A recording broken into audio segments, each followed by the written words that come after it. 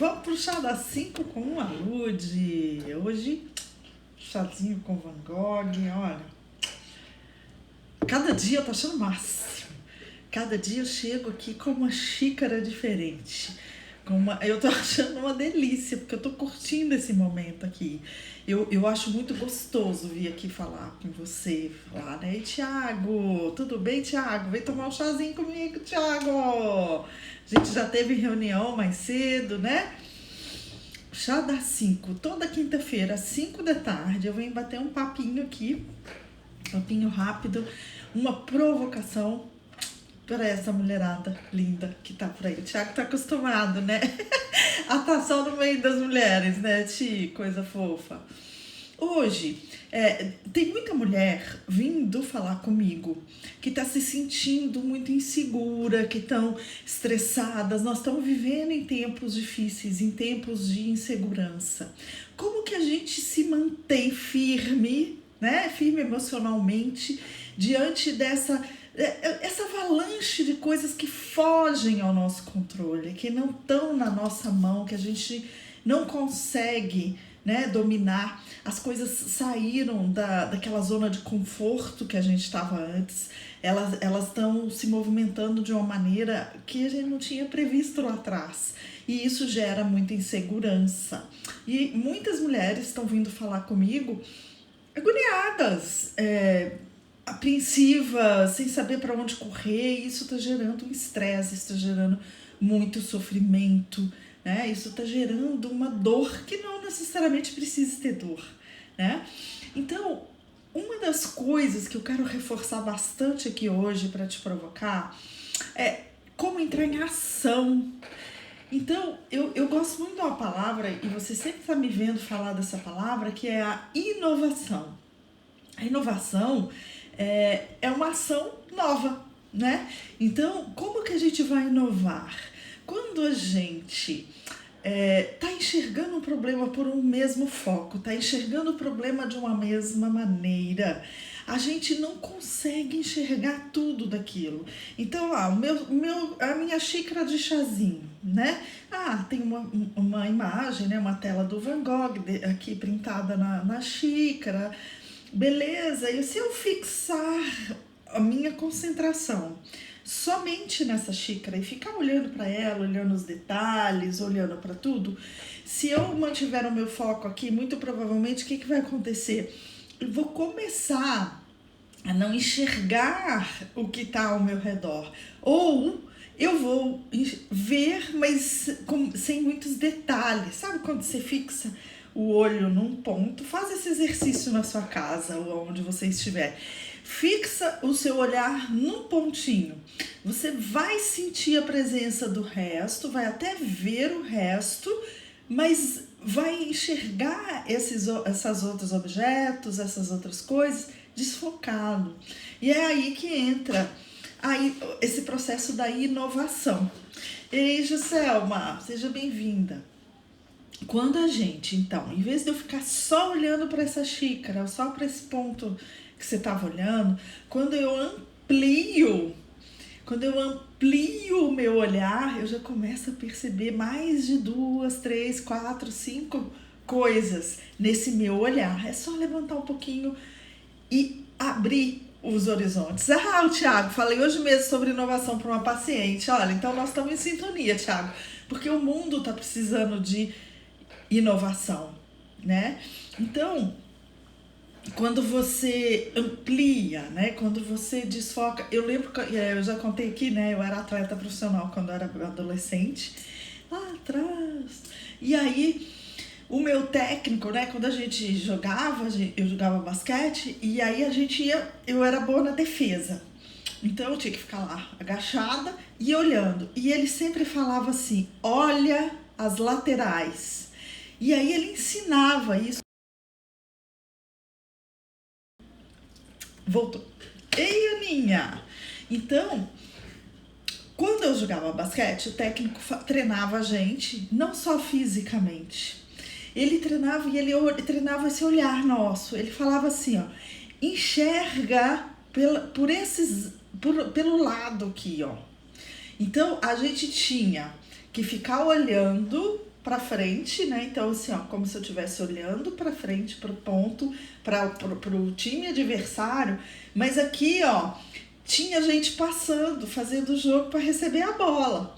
Então, eu tinha que estar olhando para aquele ponto, mas aqui, ó, eu também tinha que estar enxergando, sem fazer isso com o olho, ampliando o meu olhar. Então, eu trago esse exercício que eu fazia lá com 14, 15 anos, eu trago ele para minha vida. Eu sempre me lembro do Elmon, que era o nome do técnico, com muito carinho. Ele me ensinou muitas coisas e essa foi uma delas, né? Não olhar para aquele ponto, só para aquele ponto, aquela não é a minha única verdade. Eu fiz um post sobre isso hoje. Os meus stories eu falei sobre um filme do Hitchcock hoje, né? Sobre como que a gente escolhe algumas realidades. Não quer dizer que a outra não seja realidade. O que eu fiz no post lá? Eu vou deixar aqui para você ir lá espiar. É um TPT, olha, pensa bem, a viagem que eu fiz, eu bati uma foto de realidade ampliada. Então, quando a gente amplia a nossa realidade, as nossas opções, quando a gente começa a enxergar mais coisas, então a gente acha novas perspectivas, tá? E quando a gente acha novas perspectivas, que é o que eu quero fazer sempre aqui, te entregar, fazer com que você enxergue novas perspectivas na sua vida, para que você entre em ação, entre em movimento, que quando a gente entra em movimento, aí as coisas começam a acontecer, os nossos sonhos começam a se realizar, e aí a gente começa a ser uma pessoa mais feliz, porque a gente está chegando onde a gente queria chegar, né? Então, por exemplo, a gente tem alguns mantras que a gente repete na vida, repete durante o dia inteiro, que eles focam o olhar da gente, eles não ampliam. Por exemplo, eu devia ganhar mais dinheiro. Essa frase todo mundo fala. Eu tinha que ganhar mais dinheiro, eu deveria ganhar mais dinheiro, né? E a gente acaba ficando obcecado com essa ideia. Então, a gente aí eu tô afunilando, e isso impede as minhas ações, entende? Então, quando a gente reconhece o que a gente sente, quando a gente está obcecado com isso, a gente percebe se é estresse, se é angústia, se é algum tipo de medo de falta de alguma coisa, medo de não conseguir, o medo de ser incapaz, o medo de não ser bom o suficiente, carência, né, que está na base desse sentir, né? Aí a gente começa a perceber, as coisas começam a ampliar, né? Ei, Gel!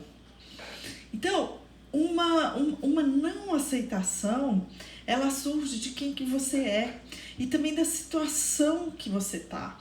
E isso baixa a frequência da gente. Se eu ficar muito obcecada nesses mantras, a gente começa a vibrar nessa frequência e vai baixando essa frequência. E a gente baixa o olhar, sabe? E não vai enxergando as opções que o mundo vai entregando pra gente, né?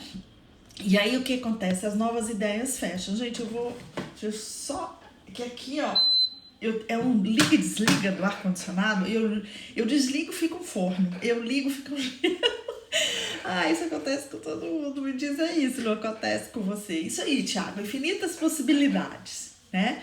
E aí, se eu tô focada naquela crença, naquele eu tenho que... Eu já fiz aqui uma live sobre eu tenho que, né? Pode rodar o feed aí e procurar essa live. Toda vez que se coloca pra você mesmo, eu tenho que, tem alguma coisa errada aí. Eu te ajudei já numa outra live, eu posso voltar a falar aqui isso de novo, né?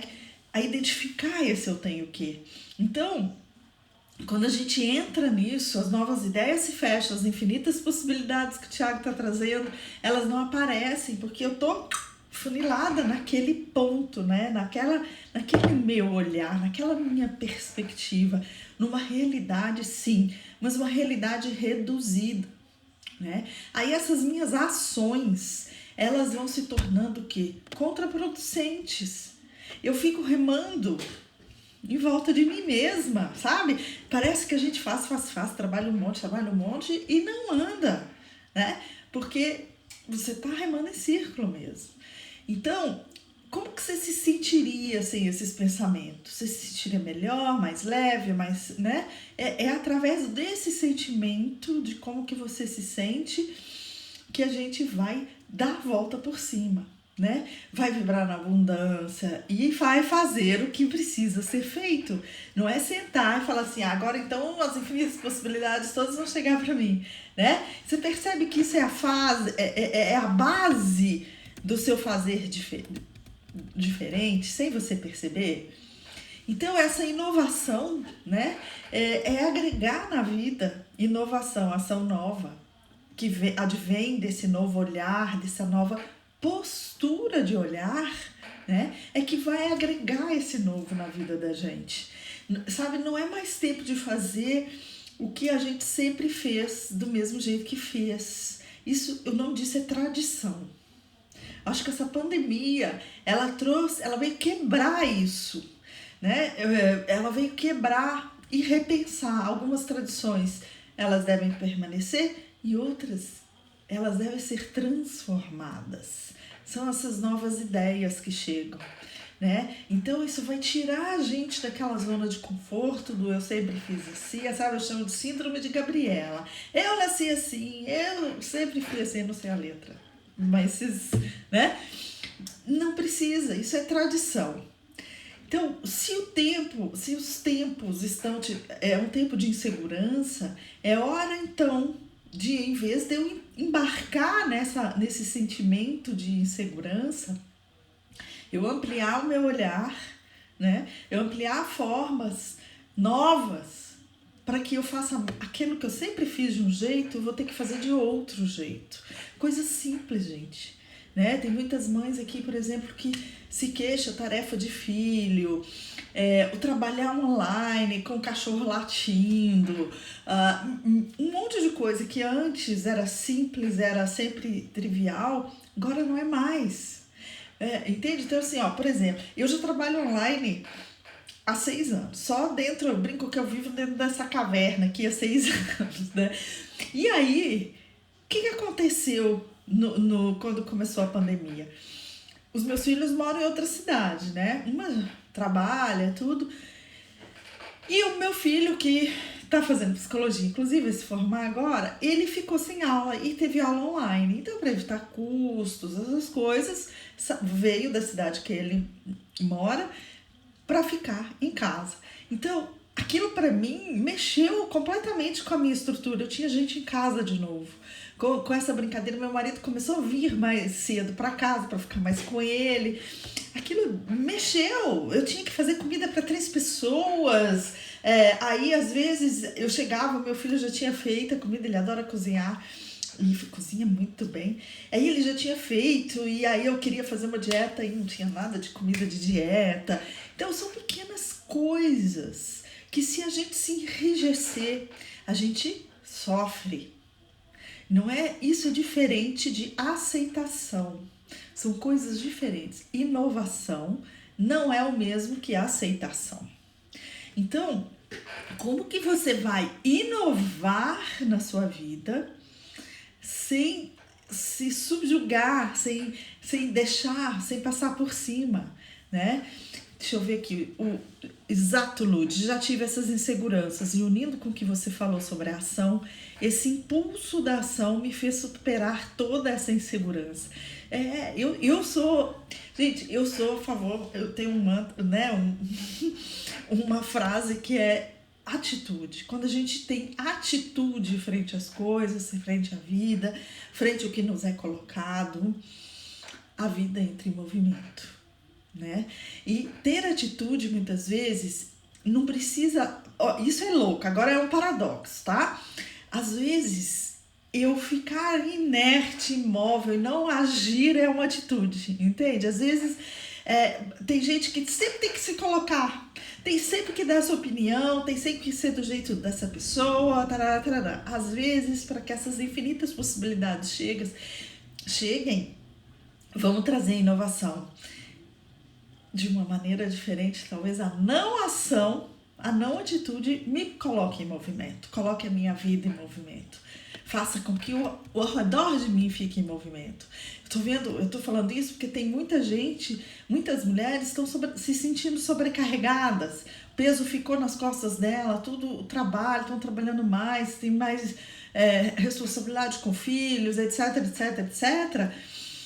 Então, às vezes, pedir ajuda, essa não ação pode colocar sua vida em movimento, né? O interessante é que, como a gente está vivendo esse período de insegurança, como a gente está vivendo tempos que nos causam uma crise interna, porque a gente não está controlando, isso aí causa uma crise, e muitas mulheres está gerando uma coisa chamada culpa, né?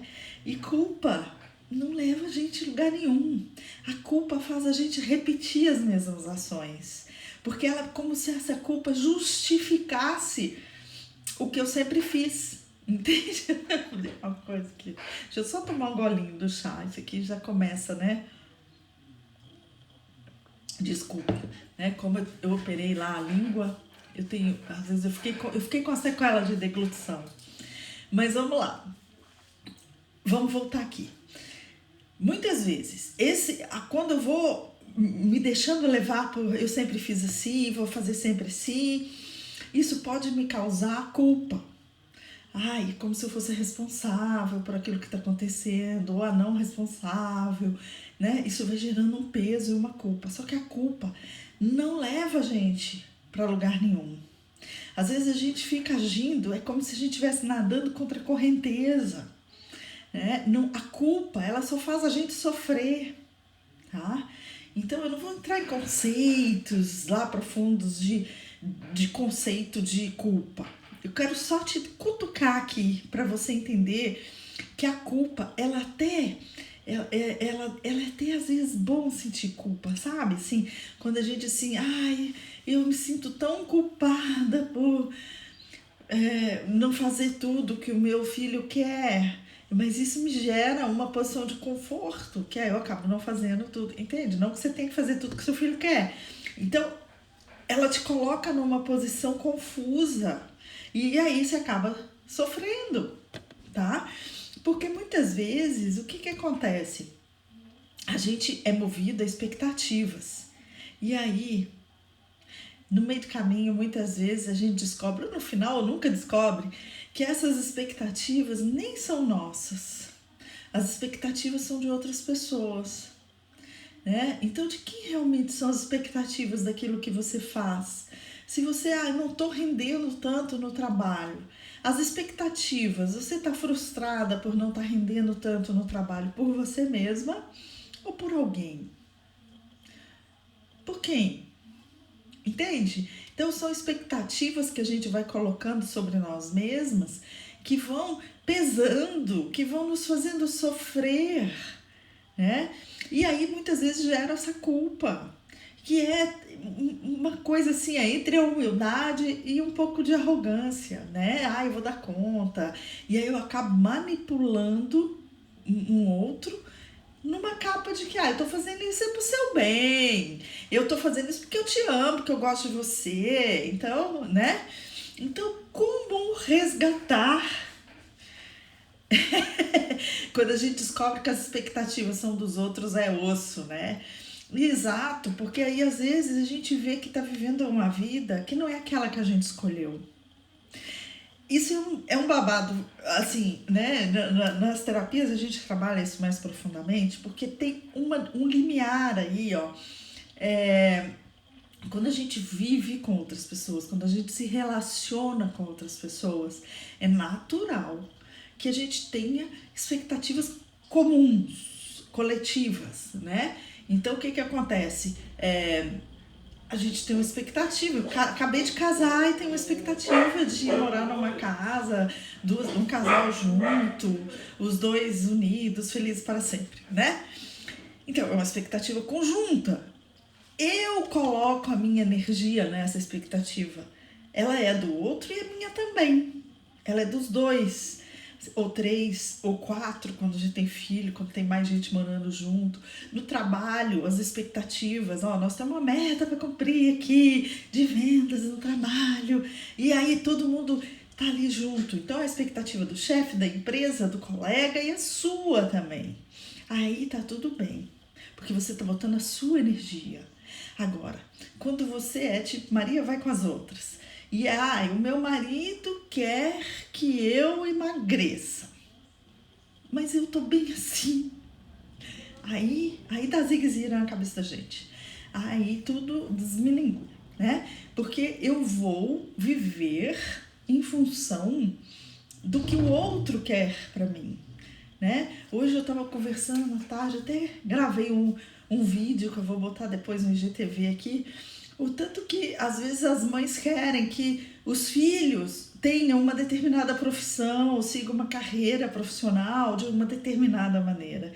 Essas são expectativas que são minhas, que eu boto no outro, mas o que seria para mim? A gente esquece, principalmente nós mulheres, a gente se perde nesse jogo de expectativas. E é normal, tá?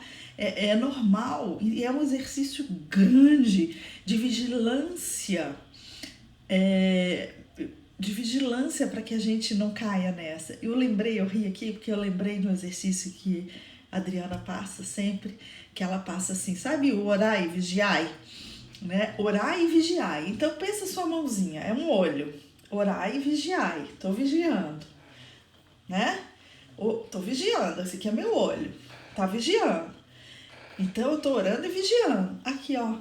E aí esse aqui tem que olhar pra cá também. Vigiar aqui, ó. Orar e vigiar é mais aqui do que aqui. Esse é um exercício muito bacana, tá?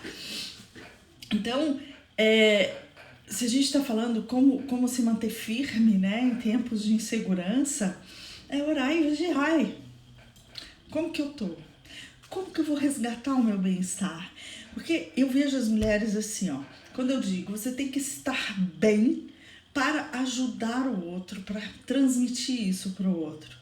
Aí a mulher normalmente, ela se sente egoísta, ela se sente mal. Ah, não.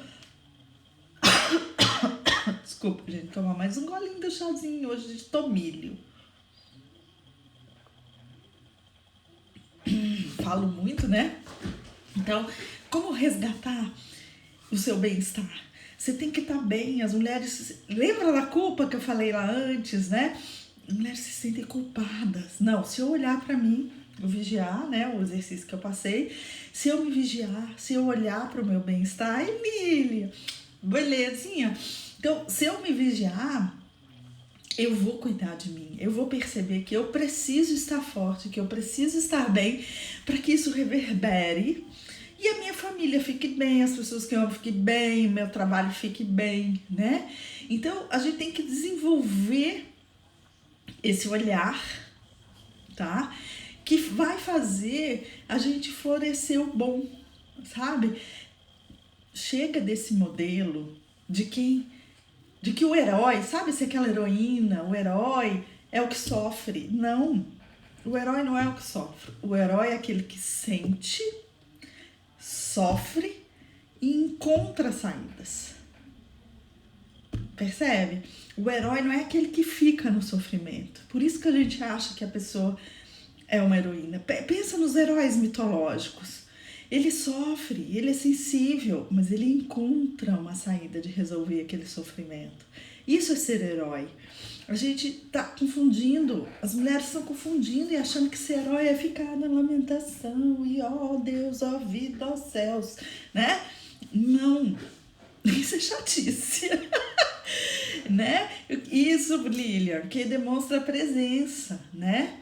E aí, como que a gente vai encontrar isso tudo? Como que a gente vai botar o nosso radar? Vai vigiar o quê? Em cima das nossas qualidades. A gente tem que encontrar as nossas qualidades. Quem já me viu falando aqui, eu chamo de qualidades menores e qualidades maiores, né? Então, que muita gente chama de defeito e qualidade, né? Eu chamo de qualidade menor, porque às vezes aquilo que é menor, que aquilo que eu não gosto, também me impulsiona. Quando eu aprendo a usar aquilo. Aí é um jogo, um babado mais embaixo, né? Mas quando a gente usa essas qualidades maiores, quando a gente descobre... Quer ver? Eu estava atendendo uma paciente e a gente fez um exercício bem bonito, bem bacana. E uma das qualidades que ela trouxe dela, que ela nem sabia que tinha, era a calma. A calma. E ela assim, Lud, como que eu vou usar essa calma no trabalho? Eu trabalho com comércio. Como que eu vou usar essa calma? Eu, não, vai achar a solução. Se você tiver a pergunta, acha. ela tá usando essa calma dela, inclusive para emagrecer. Então tá a coisa mais linda, sabe? Ela tá conseguindo fazer grandes conquistas com a qualidade que ela achou que era um defeito, que ela era muito calma e ela não ia chegar longe. Ela aprendeu a usar isso e transformou isso numa qualidade dela tão grande que tá impulsionando ela para conquistas incríveis. Agora eu vou te provocar aí para mim. Escreve aí para mim uma qualidade sua. Eu quero saber uma qualidade sua. Me diz aí uma qualidade. E em cima dessa qualidade que você escrever, como eu dei o exemplo dessa, né, que ela usou a calma, coisa mais linda, como usar essa qualidade para promover o seu bem-estar. A gente não falou de bem-estar lá em cima? Como usar? Porque esse bem-estar que vai reverberar para aquelas pessoas que você ama, que vai reverberar para todo mundo, que vai reverberar para o universo. Isso vai fazer com que você encontre novos caminhos mais positivos para se viver. E com isso a gente vai se mantendo mais firme no que a gente não controla. Porque eu tenho firme não o externo, eu tenho firme o que está dentro de mim. Eu tenho firme e bem claro para mim o que é a minha qualidade, né? Então o Tiago tem empatia.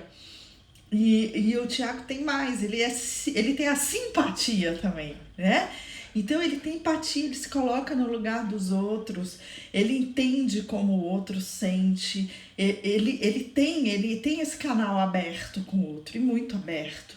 Então, em tudo que se ele tem isso bem potencializado, muito provavelmente isso é uma das grandes alavancas que vão levar ele para o sucesso. E é saber usar isso, saber usar essa empatia sem invadir o espaço do outro, sem invadir o limite do outro, mas se mostrando aberto, se mostrando tranquilo, se mostrando para o outro, né? Mostrando que o outro é tão importante nesse mundo quanto qualquer pessoa. É a coisa mais linda, né? Mas, então, tudo isso que eu tô falando, essas qualidades, elas vão nos impulsionar, elas vão fazer com que a gente encontre novos caminhos, né? Porque a gente já viu aqui, a tradição nesses tempos aqui, ó, ela tá sendo revisitada. E eu tenho duas escolhas, eu fico sentada chorando ou eu trago aquilo que é a primeira palavra da live hoje, inovação. Que são ações novas, mas não são quaisquer ações. São ações que vão me levar para um caminho positivo na minha vida. Vão criar perspectivas para esse caminho, para que eu realize coisas positivas. E isso vai trazer o meu crescimento, o meu bem-estar, a minha felicidade. E aí eu vou reverberar para todo mundo. Diz aí para mim se tudo isso que eu tô falando tá fazendo sentido para você. Como é que tá isso aí? Olha, hoje eu bati na tampa, né?